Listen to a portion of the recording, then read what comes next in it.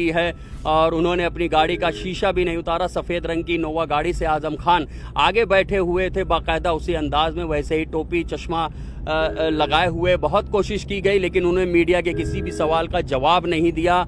उन्होंने यहाँ तक कि गाड़ी का शीशा भी नहीं खोला और इस वक्त हम खुद उसी काफिले में शामिल हो गए हैं। आगे जहाँ पर आज़म खान जा रहे हैं, जेल से ठीक लगा हुआ जो फ्लाईओवर है, उस फ्लाईओवर से उतर के ये रामपुर वाली सड़क की और ये पूरा काफिला मुड़ गया है और इसी काफिले में न्यूज़ 18 भी शामिल है। हम भी कोशिश करेंगे कि जहां तक आज़म खान को हम पकड़ सके, इस काफिले के साथ साथ रहें। क्या आगे कहीं पे जैसा यहां बताया जा रहा है कि जो सीतापुर की सीमा है लखीमपुर से लगती है मैगलगंज, वहां मैगलगंज बॉर्डर पे वो बात कर सकते हैं, वहां पर शायद पुलिस की ओर से कुछ थोड़ी सी लीनियंसी हो, चूंकि यहाँ पर तो बहुत पुलिस तैनात थी और पुलिस ने भी बहुत मशक्क़त की। ये भी ऐसा कई दफ़ा महसूस हुआ कि शायद पुलिस ने भी पूरी कोशिश की कि आज़म खान की मीडिया से बात ना हो पाए। तो जैसे ही हम सीतापुर की सीमा को पार करेंगे, लखीमपुर में दाखिल होंगे, तब शायद आज़म खान से हम लोगों की बात संभव हो पाएगी। कई बार उन्होंने हाथ वेव तो ज़रूर किया, उन्होंने इशारा ऐसा किया कि वो शायद कुछ कहेंगे, लेकिन वो कहाँ और कब कहेंगे ये बात उन्होंने साफ नहीं की। 23 महीना जेल काट के वो बाहर निकले हैं, तो कहीं ना कहीं वो उसका असर उनके चेहरे पर तो दिख ही रहा था, लेकिन तमाम बातें जो उनके जहन में हैं, जो उनके दिल में हैं, जो उनको लोगों से कहनी है, वो अभी तक वो सामने नहीं आई हैं। तो अब ऐसे कयास यही लगाए जा रहे हैं कि सीतापुर में चूंकि पुलिस का बंदोबस्त इतना। बिल्कुल ऋषभ, क्या कहेंगे आज़म खान? उस पर सबकी निगाहें हैं। पिछली बार जब वो जेल से बाहर निकले थे, बहुत सारी बातें उन्होंने कही थी और जिसने राजनीति में कई सारी बातों को हवा भी दी थी उनके बयानों ने। इस बार जेल से बाहर निकलने से पहले ही उन्हें लेकर कयास शुरू हो चुके हैं। कुछ लोग कह रहे हैं कि वो बीएसपी में जा सकते हैं, कुछ लोग कह रहे हैं कि अपनी पार्टी बना सकते हैं। आज़म खान लेकिन चुप है। अब जब आज़म खान मिलेंगे मीडिया से तो पहला सवाल शायद यही होगा ऋषभ कि अब उनका अगला स्टेप क्या हो गया? क्या वो पॉलिटिकली कुछ अलग कदम उठाने वाले हैं? देखिए, बिल्कुल सही बात है कि उनकी जो चुप्पी है वो और सवालों को बढ़ावा दे रही है। हमने मुरादाबाद की सपा सांसद रुचि वीरा से बातचीत की। रुचि वीरा को उनका करीबी भी काफ़ी माना जाता है। रुचि वीरा ने भी किसी सवाल का साफ जवाब नहीं दिया। उनका भी यही कहना था कि कुछ ही देर है, आज़म खान खुद बाहर आ जाएंगे, आप उनसे बात कर लीजिएगा। वो समाजवादी पार्टी के फाउंडर मेंबर रहे, उन्होंने पार्टी को अपने खून पसीने से सींचा है। अखिलेश यादव उनको बहुत मानते हैं, उनको ऐसा अभी कुछ भी नहीं लगता कि वो कहीं और जाने वाले हैं। लेकिन बसपा के ही जो इकलौते विधायक हैं उत्तर प्रदेश में, उमाशंकर सिंह ने कुछ कह के इस बात को हवा दे दी है कि हाँ, अगर आज़म खान साहब आते हैं तो उनका स्वागत है। तो जब इस तरह के बयान भी सामने आते हैं और बीते कुछ समय में जैसा एक बार तज़ीन फातिमा ने किया था कि हमें सिर्फ अल्लाह पे भरोसा है, जब वो खुद जेल से निकली थी, तो उस वक्त भी इस बात के कयास लगाए जा रहे थे कि कहीं ना कहीं समाजवादी पार्टी से या उनके जो मुखिया हैं अखिलेश यादव से कहीं उनकी कुछ नाराज़गी तो नहीं है बीते कुछ समय में। अभी जो याला वक्फा है 23 महीने का, इस पूरे अंतराल में अखिलेश यादव उनसे मिलने नहीं आए। रुचि वीरा ने कहा कि वो कई दफ़ा उनसे मिलने गई हैं। सांसद चंद्रशेखर जो नगीना से हैं वो भी उनसे मिलने गए थे। तो क्या समाजवादी पार्टी उनसे दूरी बना रही है या वो समाजवादी पार्टी से दूरी बना रहे हैं? ऐसे सवालों का जवाब तो हम सभी लोग तलाश रहे हैं, जो तमाम जो सियासी दल हैं वो भी जब खुद आज़म खान इसे लेकर अपना दर्द बयां कर चुके हैं। हालांकि वो यू टर्न भी लेते रहे हैं अपने बयान से, लेकिन इससे पहले भी खासकर समाजवादी पार्टी के राष्ट्रीय अध्यक्ष अखिलेश यादव से मायूसी उन्हें मिली है, ये वो जाहिर कर चुके हैं। वो अलग बात है कि फिर एक मंच पर ही नजर आते हैं। इस बार भी देखें तो अखिलेश यादव या फिर पार्टी का कोई बड़ा नेता आज़म खान को लेने नहीं पहुंचा है। जिस कद के आज़म खान पार्टी में रहे हैं, क्या उस कद के हिसाब से नेताओं की यहां मौजूदगी नहीं होनी चाहिए थी?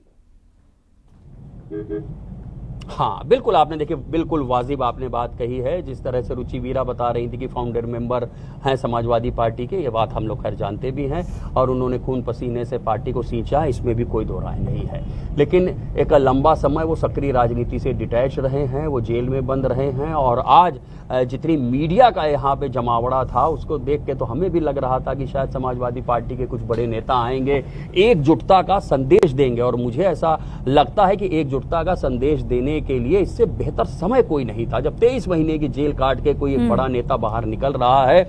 और नेता की जो पूंजी होती है, नेता की जो ताकत होती है, वो उसकी पार्टी होती है, उसके समर्थक होते हैं, उसके चाहने वाले होते हैं। लेकिन वैसी भीड़ सीतापुर जेल के बाहर नहीं दिखाई दी। सांसद रुचि वीरा थी, हालांकि वो तमाम जो प्रशासनिक जो जी ऋषभ बने रहे हमारे साथ। इस वक्त बीजेपी के प्रवक्ता राकेश त्रिपाठी जी हमारे साथ जुड़ गए हैं।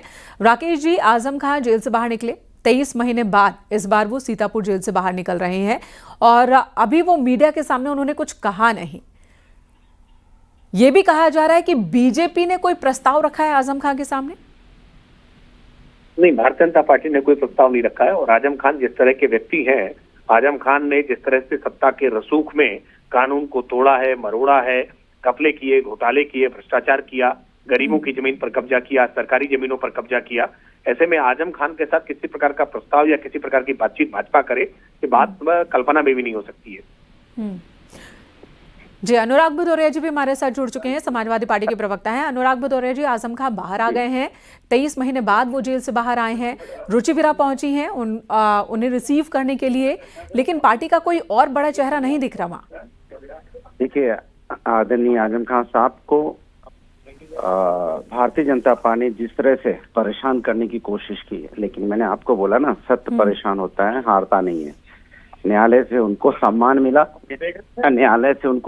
मिला, और जिस तरह से वो वापस लौटे हैं, इससे साफ जाहिर होता है कि भारतीय जनता पार्टी अब तक उन पे झूठे मुकदमे लगाती रही है। और जो बीजेपी के प्रवक्ता कह रहे थे कि सरकारी जमीन और लोगों की जमीन और ये वो झूठे मुकदमे थे ना, अगर सब कुछ सच होता तो जमानत क्यों मिलती, क्यों उनको जमानत मिली है, रिहाई नहीं, बरी नहीं किए गए। हाँ तो आपको जमानत बहुत केसेस ऐसे होते हैं वो जल्दी मिलती नहीं है। अगर आपको जब आधार पे जब कोर्ट को लगता है कि नहीं, इस पे इंक्वायरी की जरूरत है, इसमें सच को और जानने की जरूरत है, तब रिहाई दी जाती है।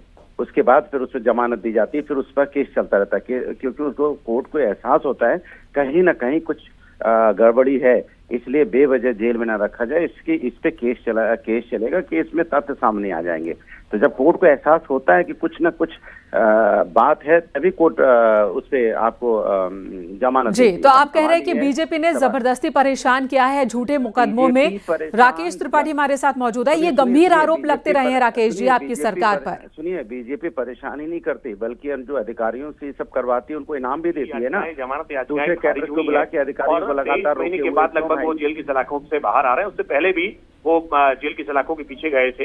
देखिए, आजम खान ने जिस तरह की करतूतें की हैं, आजम खान के करतूते कारनामे किसी से छुपे हुए नहीं है। उत्तर प्रदेश की जनता जानती है कि आजम खान ने सत्ता के रसूख में कैसे कानून को तोड़ा मरोड़ा था। उसको उनके अपने किए गए काम की आज सजा मिल रही है। मुझे लगता है कि आज समाजवादी पार्टी को भी उनसे किनारा करना चाहिए, लेकिन समाजवादी पार्टी राजनीतिक बेशर्मी के साथ उनके साथ खड़ी हुई है, ये दुर्भाग्यपूर्ण है। अनुराग जी, देखिए, सवाल ये है कि ये वो लोग बात कह रहे हैं जिसपे ये वो लोग हैं भारतीय जनता पार्टी जिनको कल तक गलत बोलते थे, कुर्सी पाने के लिए आज उनको सही बता रहे हैं। ये वही लोग हैं ना, एनसीपी के नेता को कहते थे, याद है इनको, क्या कहते हैं, एनसीपी के लीडर को कहते थे कि 17,000 करोड़ का भ्रष्टाचार का आरोप लगा रहे थे, बाद में उनको डिप्टी सीएम और सीएम बनाने की मुहिम चलाने लगे। ये वही लोग हैं ना कि असम के जो मुख्यमंत्री बनाए थे उन पे भी तो आरोप लगाया था इन्होंने। ये जिन पे आरोप लगाते हैं, जिनकी पार्टी में शामिल हो जाते हैं, तो उनको मंत्री और चीफ मिनिस्टर बनाने वाले लोग हैं। इनकी बात पे क्या अनुराग जी, एक और कयास और एक और बातें इस वक्त बहुत ज्यादा है राजनीति के गलियारों में कि बीएसपी ज्वाइन कर सकते हैं आजम खान, इस तरह की बात हो रही है। देखो, भारतीय जनता पार्टी को आप जानते ही है ना, ये इनका काम यही है कि समाज में विकास की बात नहीं करना, अफवाहें फैलवाना, इधर से उधर बातें करवाना, कैसे माहौल बने, इतना ही सब कुछ है। तो क्यों परेशान हो भाई? आपको ये मानना चाहिए कि सत्य की जीत हुई है। और अब देखिएगा आने वाले दिनों में भारतीय आप ये कह रहे हैं कि ये अफवाह उड़ाई गई बीजेपी की ओर से, उन्हें क्या फायदा इससे? मैंने कहा ना, बीजेपी के लोग अफवाह क्या उड़ाएंगे, इनका काम ही है राजनीति करना, ये कभी सच्ची बात थोड़ी करते हैं। इसलिए इनकी बातों पे, अफवाहों पे यकीन मत कीजिए, सब अफवाहें हैं। सवाल यह है कि समाजवादी पार्टी के मजबूत नेता हैं और पार्टी के फाउंडर मेंबर रहे हैं। समाजवादी पार्टी उनके रग रग में बसता है। पार्टी अहम जिम्मेदारी देगी। सुनिए ना, समाजवाद उनके रग रग में दौड़ता है। वो समाजवादी नेता है, भारतीय जनता पार्टी ने जिस तरह से उनके साथ अन्याय किया है, जी इसका जवाब राकेश जी के इससे वोट के जवाब माध्यम लूंगी, से उससे देगी। पहले एक और सवाल आपसे है। पिछली बार जब जेल से बाहर निकले थे आजम खान, बहुत ही बेबस नजर आए थे। रामपुर को छोड़कर कहीं और उन्होंने चुनाव प्रचार तक नहीं किया था, कहीं और को लेकर कोई फैसला नहीं लिया था, कैंडिडेट को लेकर उनमें उनकी कोई सहमति नहीं थी फाउंडर मेंबर की। और इस बार कोई जिम्मेदारी दी जाएगी? बहुत ही बेबस दिखे थे वो। हाँ, वो आपको चिंता करें, क्योंकि आपको बीजेपी की बात करनी है। आप तो देख रहे थे ना बेबस दिखे, आपको बताया उन्होंने कि हम बेबस दिख रहे हैं। उनके कई आपको बयान बताया हैं, था? नहीं, उनके आपको खुद बता के के कई गए थे। बयान हैं अनुराग जी, अगर आपको याद हो तो। इतना भी थोड़ा से पत्रकारिता का गंभीरता रखिए। आपके बेबस ही आपको उन्होंने सीनियर बताया था कि लीडर बेबस हैं और आपको अपने सीनियर लीडर के आपको बयान ऐसा याद नहीं। बताया था, मुझे याद है, लेकिन आपने जो वर्ड इस्तेमाल किया, ऐसे लगता है आप पूछने गई थी उनसे कि वो बहुत बेबस नजर आ रहे हैं। कमाल है। हमारे पास इंटरव्यू है उनके, अरे उनके चला खुद के दीजिए ना। बयान। हाँ, तो चला दीजिए उनके बयान, आप भी हाँ। सुन लें, हम भी सुन लें। जी बिल्कुल बिल्कुल चला दूंगी। सवाल है कि क्या इस बार कोई बड़ी अहमियत वाली जिम्मेदारी दी जाएगी या नहीं? उसकी चिंता आपको करने की जरूरत नहीं है। समाजवादी लोग अपने समाजवादी परिवार के सदस्य हैं। वो समाजवादी के परिवार के सदस्य हैं। वो खुद ही समाज उनके हमेशा जिम्मेदारी उनके पार्टी की उनके कंधों पे रहती है। वो सदस्य हैं परिवार के, समाजवादी परिवार के। कमाल की बात है, आप लोग को मतलब सवाल भी नहीं मिलता पूछने के लिए। अरे सवाल